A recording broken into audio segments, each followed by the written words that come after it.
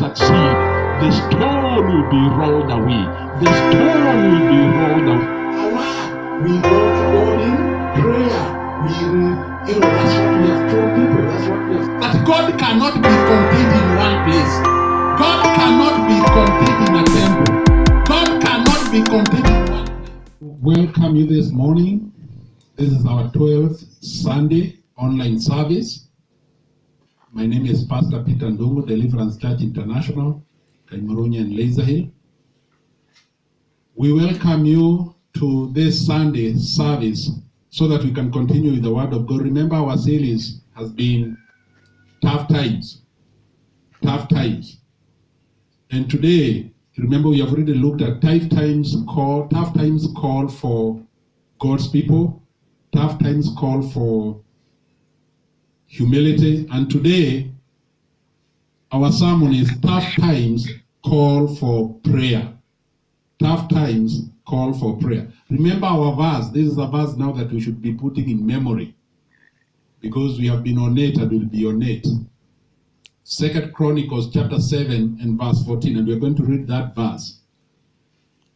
If my people, which are called by my name, shall humble themselves and pray and seek my face and turn from their wicked ways, then will I hear from heaven, and I will forgive their sin, and I will heal their land.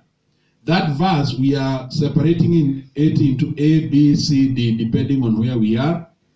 And today, we are looking at 2 Chronicles chapter 7, verse 14c. Part A was, if my people who are called by my name. Part B was, shall humble themselves.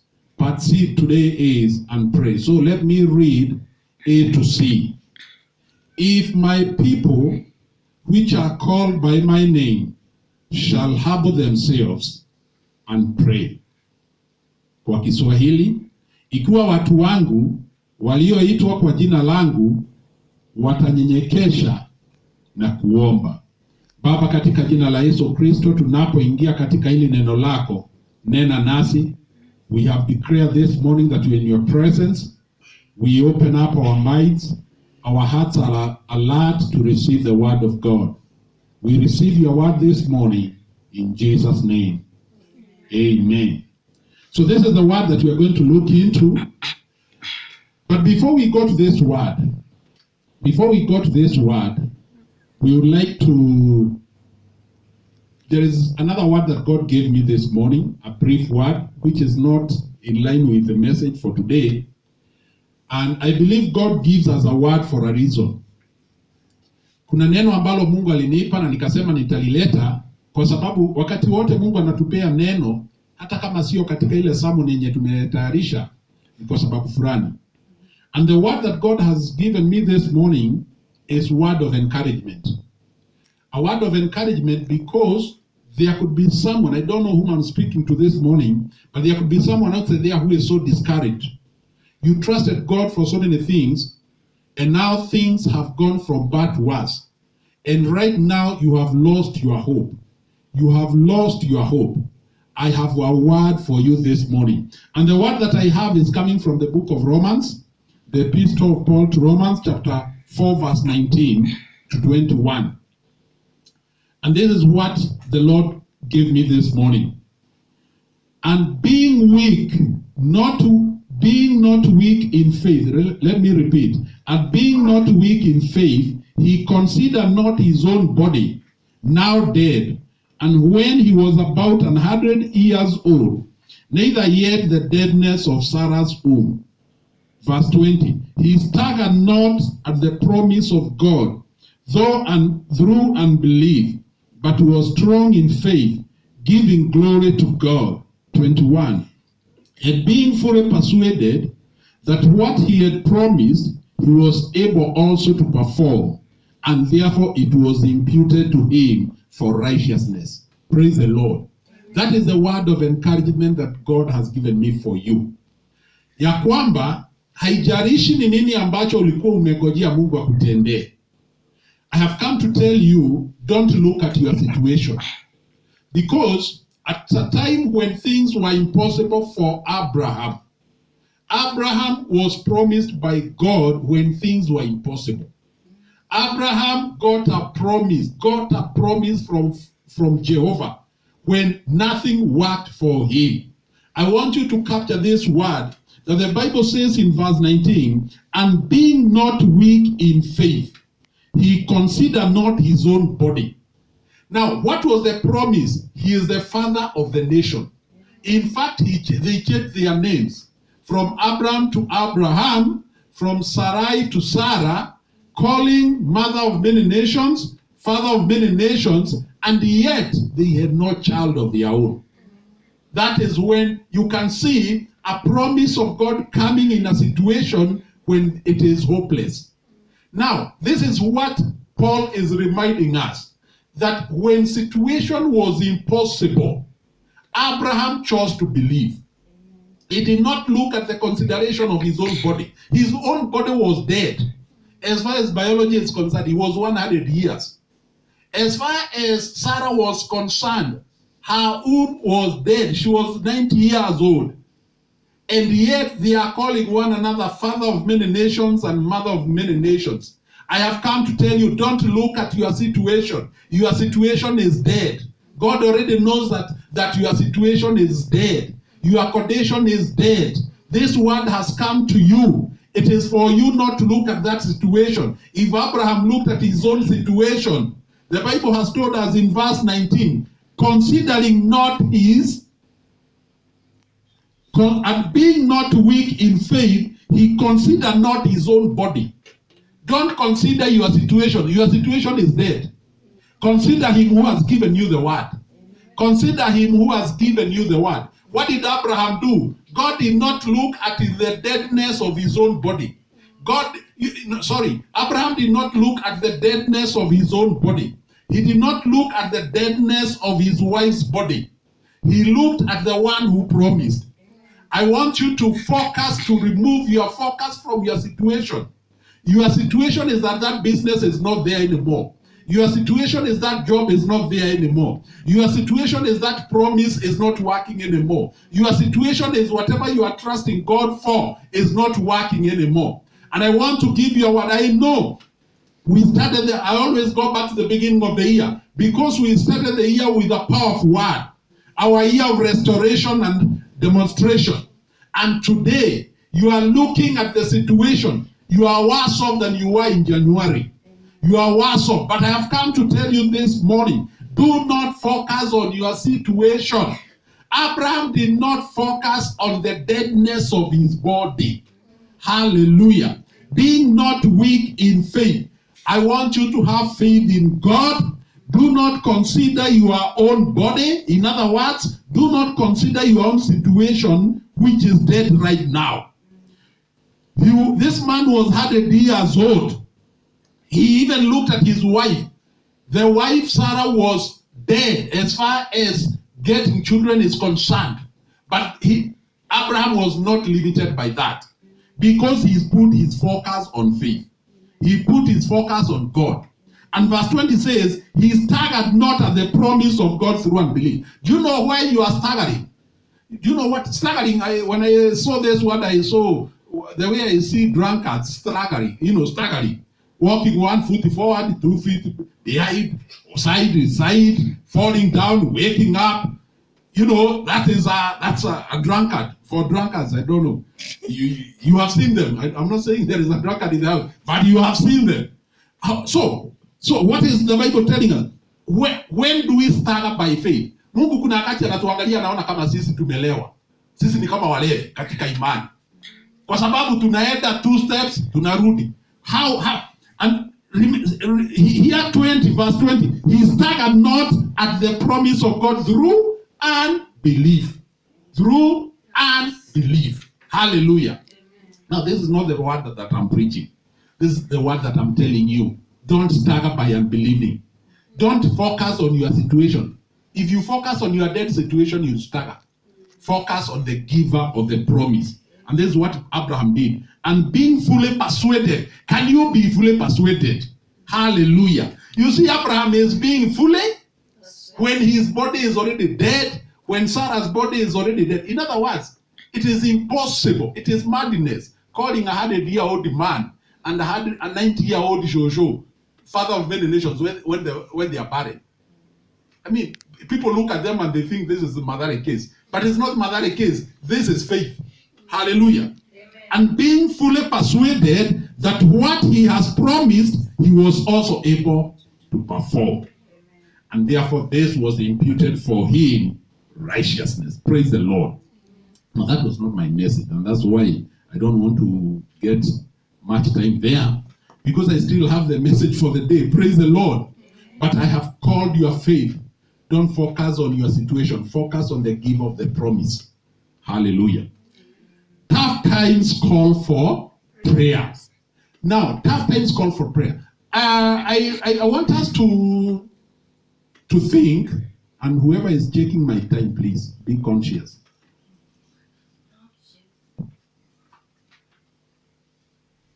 I want us to focus on what we have been preaching on. We have been saying this. It is tough times.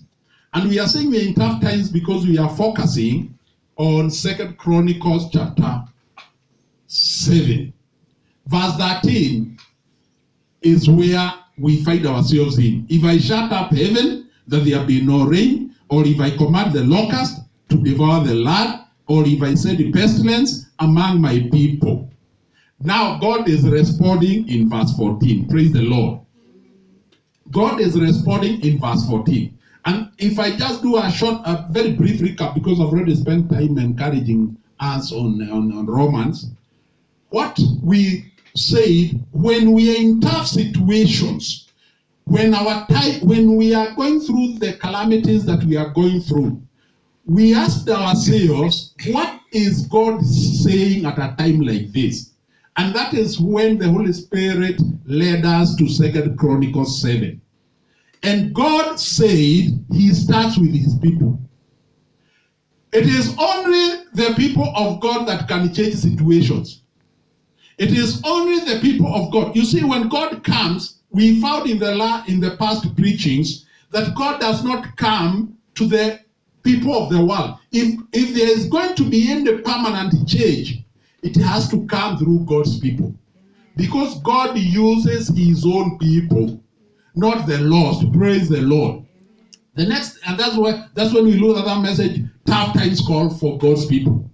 Then we have been looking at tough times call for humility. Now, humility is so important. In fact, when I was looking at prayer, I realized humility is so important that you cannot do anything without humility. In fact, the more you study and the more you even meditate about the other things that God is telling his people to do, you realize why God is starting with humility. Why? Because we learned last Sunday that you can be in a position of prayer without humility. Didn't we learn that last Sunday? And we realized it is a disaster. If time can allow us, we looked at the Gospel of Luke last Sunday. The Gospel of Luke, it was chapter 18. Chapter 18, I think, verse 9. This is, Jesus Christ is teaching about humility, but I thank God that he chose prayer. He is teaching about humility, but he chose prayer. This is what Jesus is saying in this parable. And he spake this parable unto certain which trusted in themselves that they were righteous and despised others. Two men went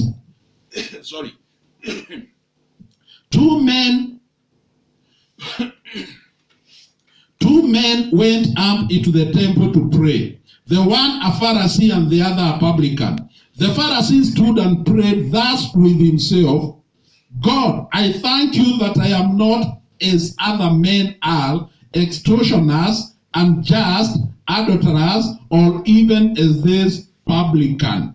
I fast twice in the week. I give tithes of all that I possess. And the publican standing afar off would not lift up so much as his eyes unto heaven, but smote upon his breast, saying, God, be merciful to me, a sinner. I tell you, this man went down to his house justified rather than the other. For everyone that exalts himself shall be abased, and he that humbles himself shall be exalted. Praise the Lord. Amen. What do we see here? We see prayer without humility. A man, a Pharisee who goes to the temple to pray, but it is all about himself. He is telling God how he is not like other people. He is telling God how he is not even like this tax collector. But the tax collector, he also comes to pray, but you see humility coming in, and this man cannot even lift up his eyes to God. He just beats his breast and says, "Forgive me, a sinner." The Bible says that this tax collector went back home justified. For whoever exalts himself shall be humbled, and whoever humbles himself shall be exalted. Do you know what I learned, brothers and sisters? Prayer without humility is spiritual pride. We were looking at spiritual pride the other 2 Sundays ago. But this is another example of prayer of spiritual pride. Prayer without humility. What is this man saying in prayer? Me, I am better. I give, I do, I. It is not about God. It is about I. And that is pride. Praise the Lord. So what are we saying this morning? Do you see how the Holy Spirit arranged the steps to be taken? It starts with, if my people who are called by my name, before they do anything, can they humble themselves? Why? You can pray without humility, and that is spiritual pride. But if you are humble, you cannot be humble and not pray. Humility will lead you to prayers. Hallelujah.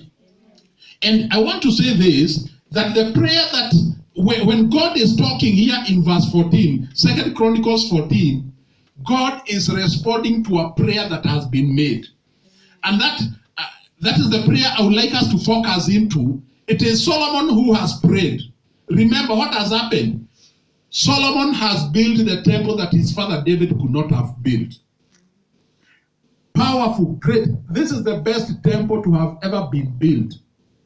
If you read the scriptures, you'll know how much gold and silver and bronze and, beautiful. It was magnificent. In fact, the Bible calls it magnificent temple. He has built the temple.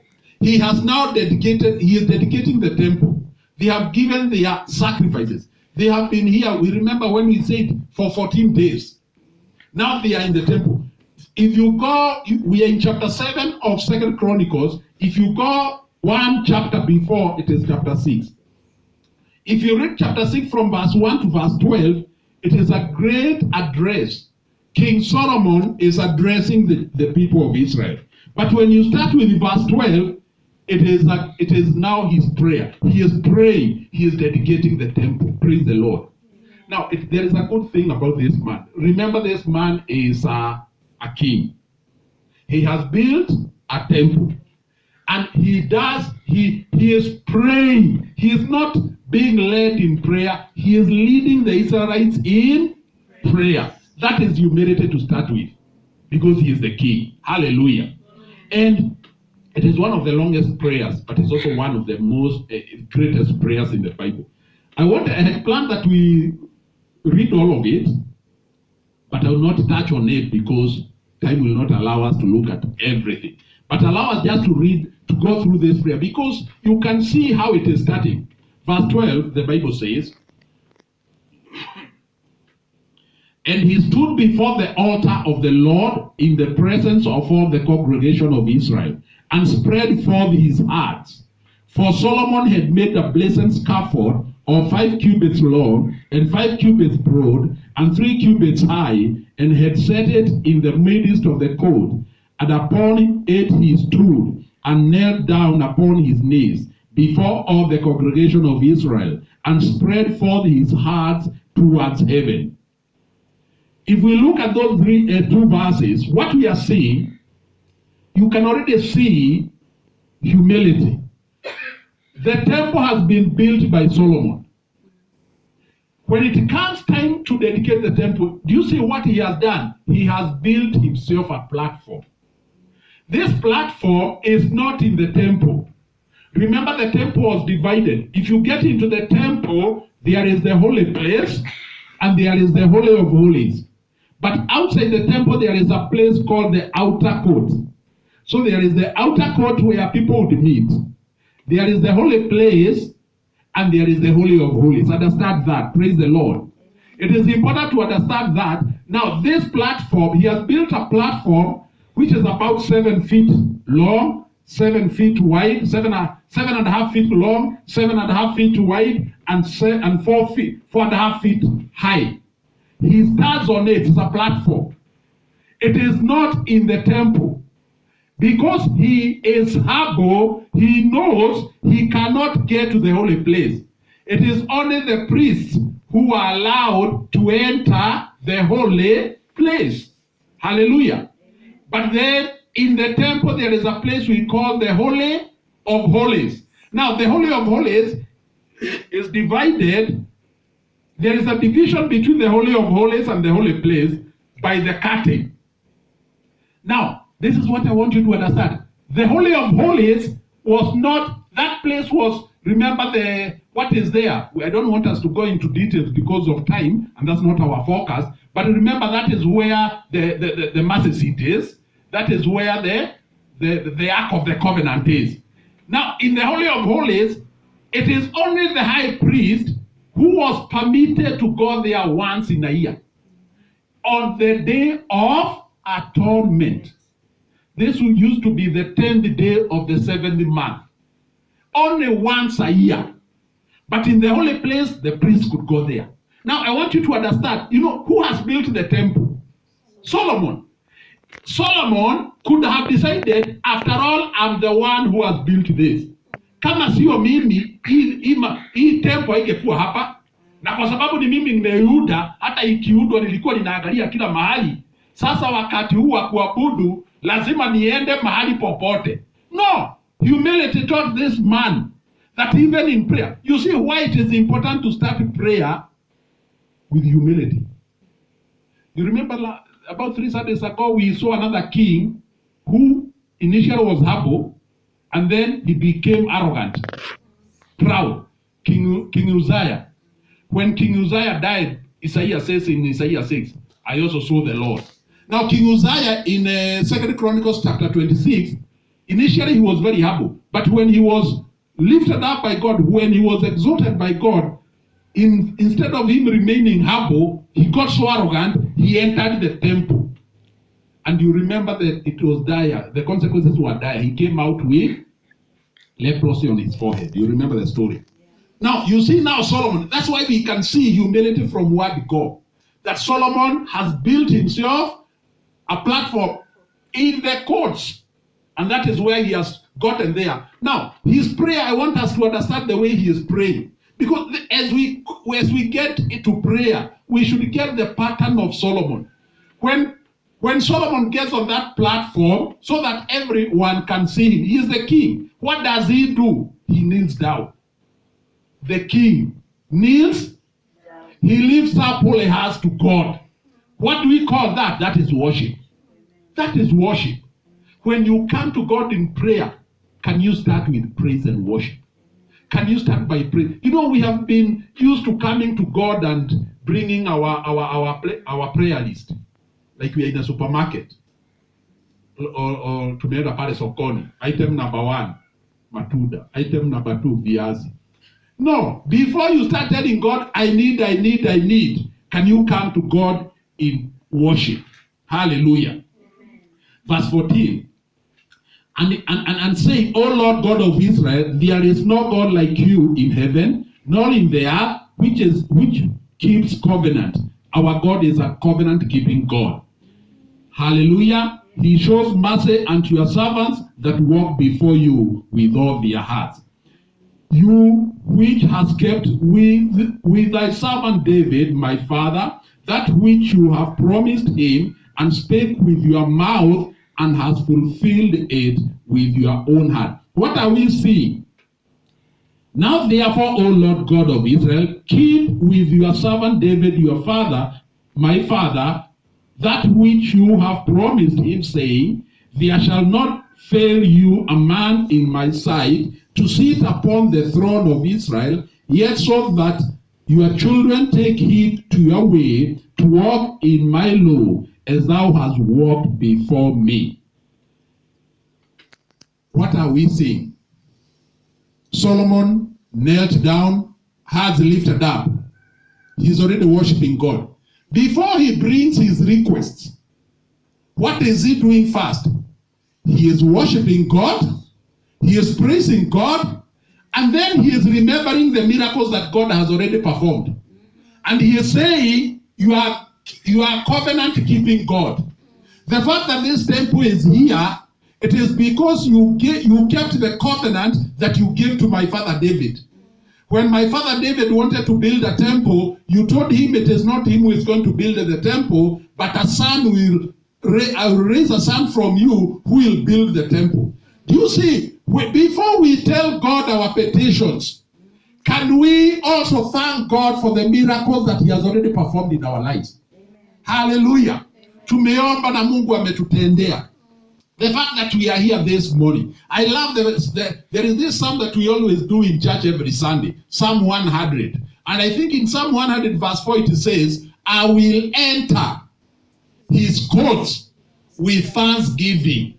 I will enter his gates. I will enter his gates with thanksgiving. I will enter his courts with praise.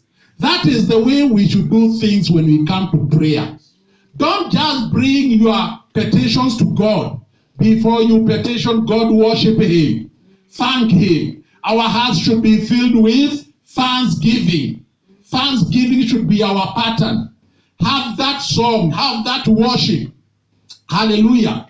This is how we are going to get to prayer. Remember, tough times are calling for prayer.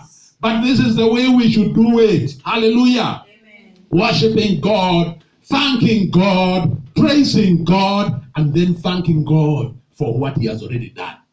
This is before, and by the way, they are petitions. By the way, when God speaks in 2 Chronicles 7, he is answering the prayers of Solomon. But the petitions have not yet come. Right now, we don't see petitions. We are seeing praise, worship, thanksgiving. Hallelujah. Amen. Then there is something in verse 18. But will God in very deed dwell with men on the earth? Behold, heaven and the earth and the heaven of heavens cannot contain you. How much less this house which I have built? Have respect therefore to the prayer of thy servant and to his supplications, O Lord my God, to hearken unto the cry and the prayer which thy servant prays before you, that your eyes may be open upon this house day and night, upon the place whereof thou hast said that you would put your name there, to hearken unto the prayer which your servant prays towards this place. Verse 21. Hearken therefore unto the supplications of your servants and your people Israel, which they shall make toward this place. Hear thou from thy dwelling place, even from heaven, and when you hear, forgive. Praise the Lord. What are we seeing?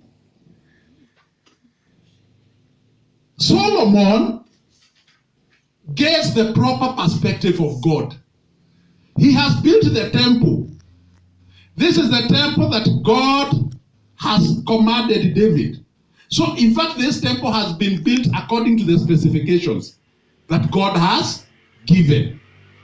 But do you see what has happened? Solomon in verse 18, but will God in very deed dwell with men on earth? Behold, heaven and the heaven of heavens cannot contain you. How much less this house which have been. You see, what is Solomon doing? Solomon is understanding who God is. That God cannot be contained in one place. God cannot be contained in a temple. God cannot be contained in one place. You know, there are some of us who have this mindset that God can only hear you when you're in the church. In fact, right now, since 22nd of March, when last we were in church, there are people who have thought that God cannot hear them. I have come to tell you, don't put God in a box. Don't limit God. Yes, God will be in that temple, but that temple cannot contain God. Even the heaven of heavens cannot contain God. You know, what is Solomon teaching us? God can hear you wherever you are. God can hear you. God can meet you at your point of need. I don't know where you are. You could be in a hospital bed right now listening to me. You could be driving a vehicle right now. You could be in that matatu. You could be back at home. You could be in the marketplace. Wherever you are this morning, I want to tell you, God is not limited. We are not going to put God in a box. We are not going to put God in a box. We are going to think outside that, and we are going to allow God to be God, that God can meet you wherever you are. Amen. You don't have to be in the temple in Jerusalem. That is what Solomon is. He gets the revelation. Yes, this is your house. Yes, this is the house that is called by your name. Yes, you have put your name here. But again, God, can this house contain you? Hallelujah. Whatever situation you are going through, my brother, my sister, God can meet you at your situation. Now, you see, after doing all that now, we come to the petitions. I was counting, there are about 7 petitions we see. 7 petitions. Do you see how the prayer has progressed? From praise and worship, hallelujah, from now thanking God for what he has done, from reminding God he's a covenant-keeping God, and then understanding that God can meet me anywhere. Yes. I may not even be in this temple, yes, but it is not about the temple, it is about the God of the temple. Amen. Hallelujah. Amen. And therefore now from there, I can now bring my petitions. I can now bring my requests. Amen. Verse 22, the Bible says, the first one we see, verse 22 and 23 we see, if a man sin against his neighbor, and an oath being laid upon him to make him swear, and the oath come before your altar in this house, then hear you from heaven, and do and judge your servant by requiting the wicked, by recompensing his way upon his own head, and by justifying the righteous by giving him according to his righteousness. The first petition we see is petition of oath. Hallelujah.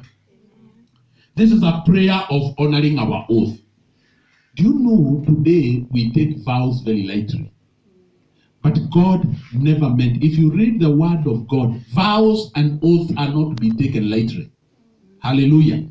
And that's why we are told, don't be in a hurry when you give your vow even in church.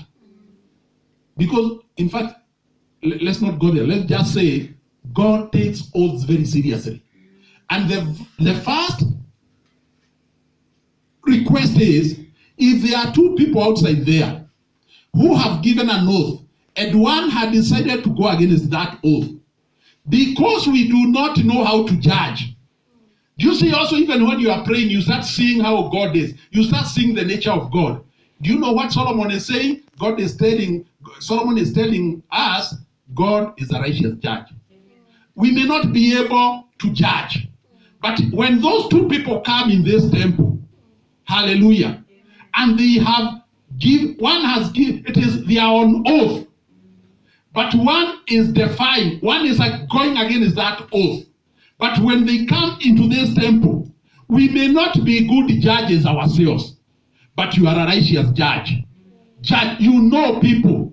You know who is saying the right thing. You know who is saying the wrong thing. You know who is lying. You know who is saying the truth. Hallelujah. Now, punish the wicked, justify the righteous. That is the first petition that we see. The second petition is verse 24. I'm calling it prayer when defeated. And we see it in verse 24 and 25. Praise the Lord. This is, and if your people Israel be put to the worst before the enemy, because they have sinned against you, and shall return and confess your name and pray and make supplication before you in this house. Verse 25. Then hear you from heavens, forgive the sin of your people Israel, and bring them again unto the land which thou gave to them and to their heirs. What do we see here?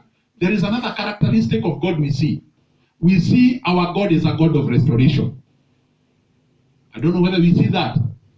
Because what is Solomon saying? Your children may go to war, but there may be sin. Wakienda kupigana vita na kwa sababu kuna dhambi washindwe. Alafu wakurudie wewe. Wakurudie. Watakapokurudia Bwana na watakapotubu dhambi zao wasamehe na warudishe katika taifa lile ambalo uliwapea. This is restoration. This is restoration. I've come to tell you, I don't know where sin has taken it. You see the problem with the sin, and this is what we learn from here. Sin makes us weak. And sin gives the enemy the ground for us to be defeated. So don't play around with the sin. And you can see what is happening. In fact, you have a very good case study here. Because if you go back to times of Joshua, what happened when they came to the first city they conquered was Jericho. Jericho was a strong city with the fortified walls. But because there was righteousness in the camp, they brought down the Jericho wall by going around the city 7 days. One day at a time, one time per day. But on the 7th day, they went 7 times. And then they blew the trumpet. And the walls came down. That is how easy they got it. Because God was on their side. But remember, God had told them, when you go into the city, don't take anything from that city. Unfortunately, there is a man called Achan. He took the things from that city. And when they went to the second city was a very small city. It is called Ai. Unfortunately for Joshua, they did not pray about it very much to know. They just went, it's like because of the great victory they saw in Jericho, and they saw Ai is just a dwarf. This one we don't even need to pray much. Let's just go and conquer them. They went, my friends, they were defeated. They were defeated. So they came back to God and they asked God, how could we be defeated? Our own people have died in that war. And God told them there is sin in the camp. Hallelujah. Now, when there is sin in the camp, you are coming back to God. That is the petition that Solomon is putting to God. Wakienda kupigana vita washindwe kwa sababu kuna dhambi. Lakini wakikurudia Bwana,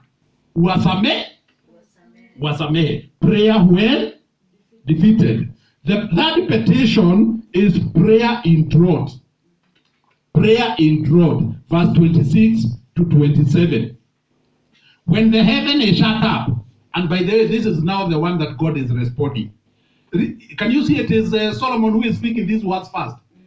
This was before we see them in 2 Chronicles 7:14. They are here in 2 Chronicles 6. Hallelujah. 26.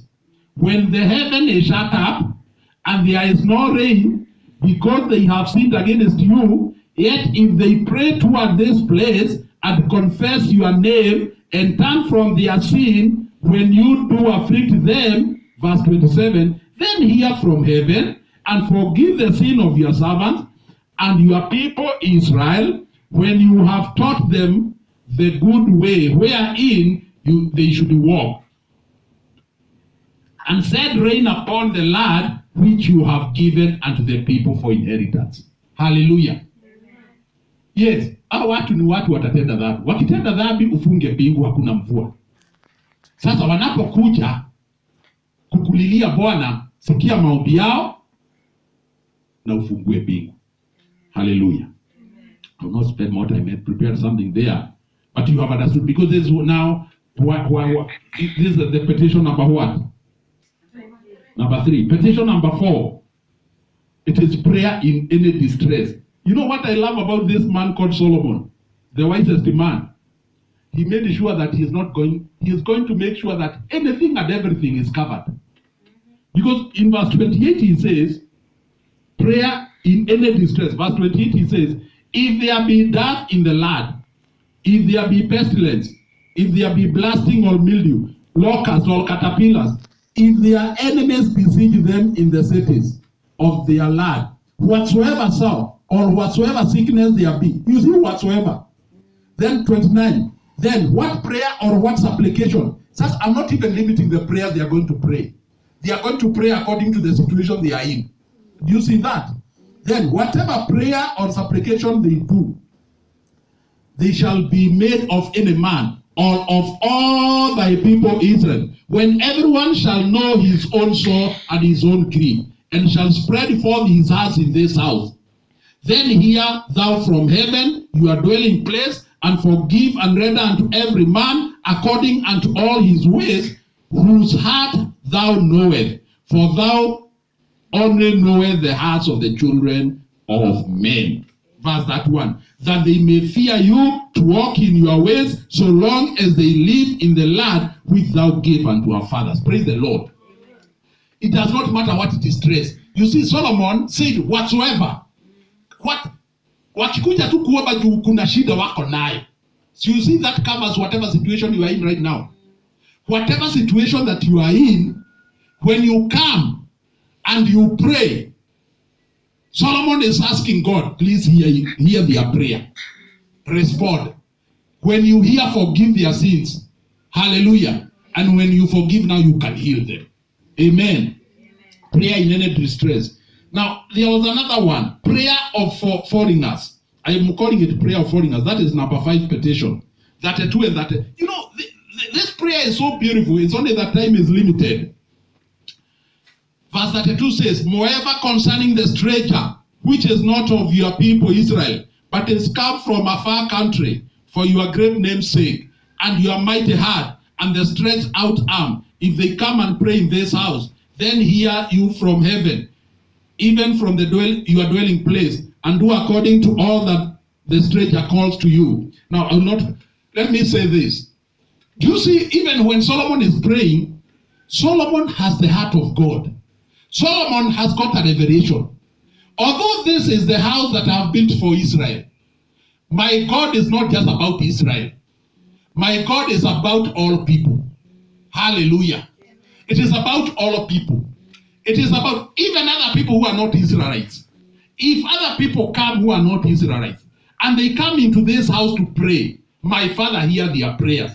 And you see what Solomon is saying? Solomon is seeing how God, you see, God had chosen Israel, and all those who are not Israelites are called Gentiles. He has given, already in this prayer, Solomon has given room for us. Solomon has given room for us. Today, we may not talk of Israel and Gentiles. Today, we may talk of believers and unbelievers. Today, we may talk of the born again and those who are not born again. Praise the Lord. And I was feeling challenged in my heart. Saa ingine sisi ambao tumeokoka, tunafanya wokovu kama ni secret club ya watu wachache. Lakini unaona Solomon wakati anaomba, anasema Bwana, hata wengine wenye sio Waisraeli, wakitoka huko nje wakuje hapa katika hii hekalu na waombe. Sikia maombi yao. Hallelujah. And I was saying, do we reach out to those people who are lost? Do we reach out to others? Ama tumeokoka na tumefurahia na sasa tuko sawa sawa. I want us to have the heart of God, which Solomon had. Let us reach out to the foreigners. Foreigners here are not people from other countries. They are your people who are not born again. We reach out to them. Bwana asifiwe. And kwa sababu ya hii inatuonyesha Mungu wetu ni Mungu wa kutoa. Na sisi pia ni watu tuwe watu wa kutoa. One nature character ya Mungu tunaona hapa ni kwamba our God is a God of people. He loves people. He loves people. That is why this prayer is very important. Foreigners are also included. Praise the Lord. And I want to challenge it. You know, I was being challenged. Why are we not giving? Why are we not doing the work that God has given us to do? How can you be recipient? You see what Solomon is telling us? Don't just receive. Israel, People will come who are not Israelites. Let them come to this temple. And when they come to this temple, Jehovah God will hear their prayers. I have come to challenge us this morning. This word was challenging me so much this morning, and I was sensing, many of us, we only receive. We don't give. And this is very serious. Praise the Lord. God never called you to receive. God called you to receive and give. There is an inflow and there is an outflow. And the picture I was seeing is the picture of two seas in Israel. In Israel, in the northern part of Israel, there is a sea called the Sea of Galilee. The southern side, there is another sea called the Dead Sea. Now, what surprises me is, River Jordan comes from north, it enters Sea of Galilee. Then the same river moves from Sea of Galilee down to the sea, to the Dead Sea. Yet, when you look at the Sea of Galilee, there is life. There is life in the Sea of, that's where they were fishing. Do you remember them? They were fishing in the Sea of Galilee. But the Dead Sea, do you know why it is called the Dead Sea? Because there is no life in the Dead Sea. And this is what was challenging me. The same river that supplies the Sea of Galilee, it is the same river that supplies the Dead Sea. In one sea there is life, in another sea there is death. Why is Dead Sea? Because it only receives, it does not give. It only receives, it does not give. And this was coming as a challenge to us. Can we, even in church, can we know where God has called us, so that we start operating in the areas of our calling? Because we are supposed to be recipients, and we are also supposed to be blessers. Hallelujah. Amen. That is what I get from here. I don't know. That was number what? 5. Number 5. The others I think I'll just mention. The 6th one, prayer in battle. I see this in 34 and 35.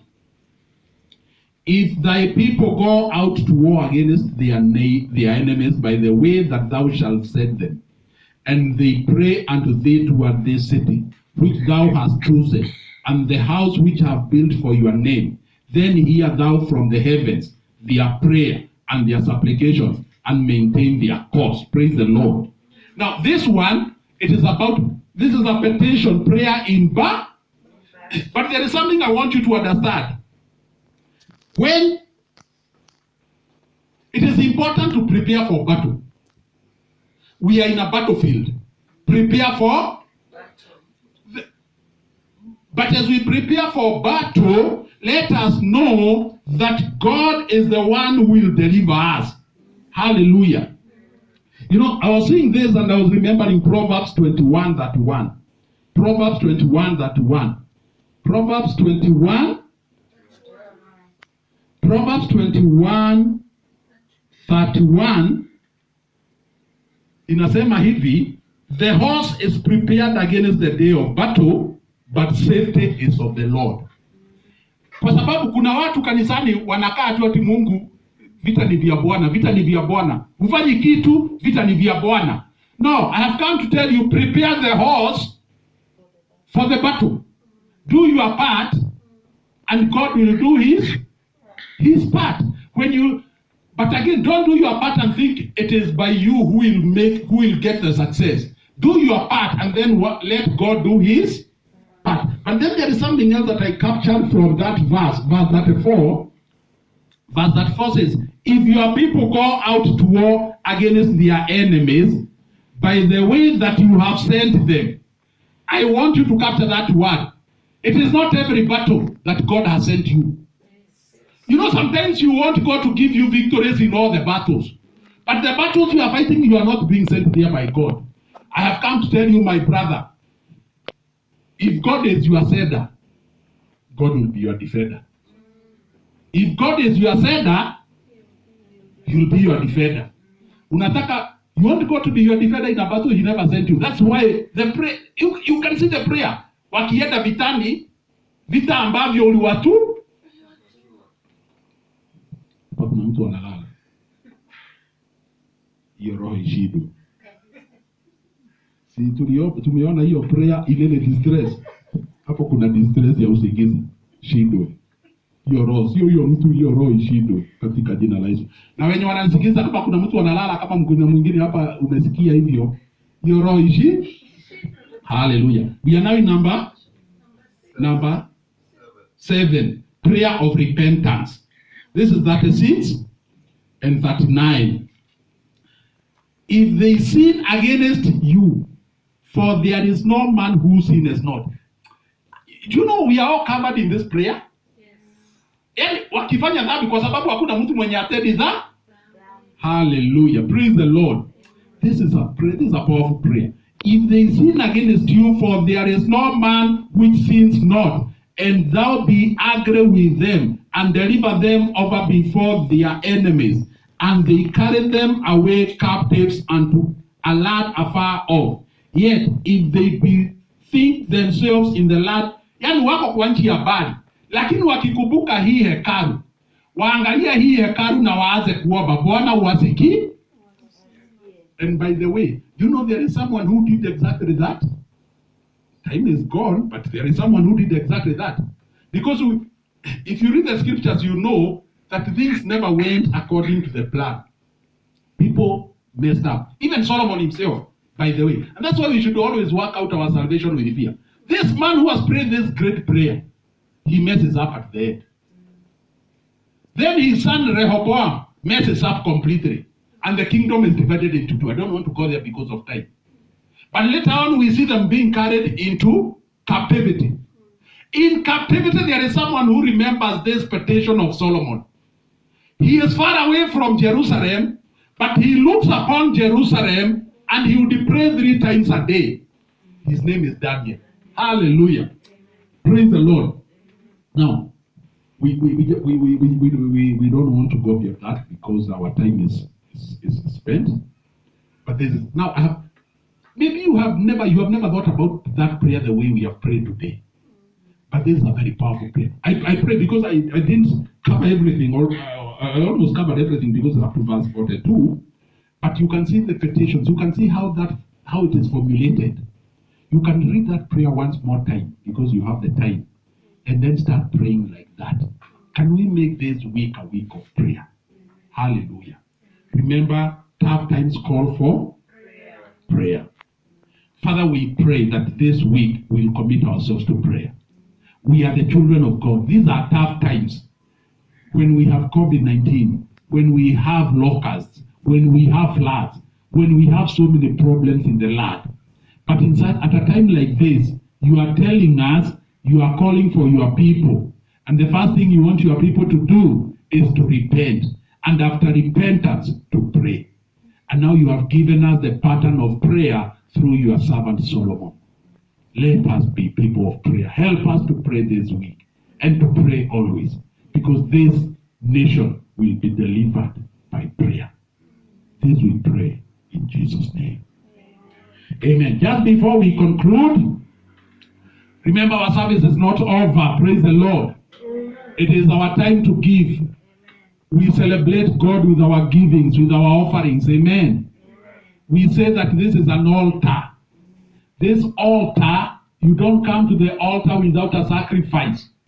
And I always say, come out, Kwanzia, the last time we met in church was 22nd of March. If that is the last time you paid your tithes, if that is the last time you gave your offerings, I don't want to say that word. Hallelujah. Prepare your tithes and your offerings. Amen. And you are there, you are saying, Pastor, I would like to give. I don't know how to reach you. Let me give you our pay bill number. Our pay bill number is 247 247. I repeat, 24 72 47. 247 247. Our account number is 610299. I repeat, 610299. 9. Before you give, let's pray for the giving. Father, we thank you for the giving of your people. We thank you because it is by giving that we receive back. Thank you because this is our 12th Sunday, and you have continued ministering unto us. We are here because you are faithful. And therefore, as we come back to you, we give you our offerings, we pay our tithes. We know, even the word that you gave us at the beginning of the year, you will bring restoration in our lives. You'll bring restoration. There will be demonstration of your restoration. Because it is not about the situation that we are in. The situation may be as dead as Abraham's time, but our focus is on the giver of the promise, our Lord Jesus Christ. Father, I pray that you bless your people, bless them, bless them, bless them. We also dedicate the giving of your people to the work of the kingdom of God. This we do in Jesus' name. Amen. So what we do, give that offering. After the service, I always tell us, we finish from here, but after that we have our praise session. We normally go outside there and we jump for the Lord. So hata wewe kule nyumbani, you can also have a moment and just bless the name of the Lord. Amen. So I believe you have given, and as you give, let's all give. Amen. May the Lord bless us. May the Lord keep us. May the Lord be with us. Because our time is up, we want to bless you. We want to pray the last prayer. Father, in the name of Jesus Christ, I pray for everyone who has had this sermon this morning. Ninawatangazia baraka. Wiki ya ushindi. Tutatangaza baraka katika maisha yao. Our Father and our God, no one will stagger because of unbelief. No one will stagger. We will be like our father Abraham, because we have faith in him who has given us the promise. Even if our situation is dead, even if our jobs are dead, even if our businesses are dead, even if there are challenges in our families, our Father and our God, our commitment and our trust is in you, that you have given us the word of restoration, the word of demonstration, and that is our word and that is our portion. We continue focusing on you. Now I speak blessings upon your people. Ninawabariki hii wiki, wamebarikiwa Jumatatu, wamebarikiwa Jumanne. They are blessed on Wednesday and Thursday, Friday and Saturday, and Sunday they are blessed. They are blessed in the city, they are blessed in the countryside. They are blessed as they go out, they are blessed as they come in. Their bread is blessed, maji yao imebarikiwa, chakula chao kimebarikiwa. Baba, ninabariki kazi ya mikono yao. Wafungulie milango ya kazi, milango ya biashara. Haijalishi ile situation iko, neno lako ndilo la mwisho. We are going to trust in your word because you have the final word. You have the final say. We love you and we bless you today. For this we pray in Jesus' name. And the church say, and may the grace of our Lord Jesus Christ and the love of God and the fellowship of the Holy Spirit be with us now and forevermore. Amen. Amen. God bless you, child.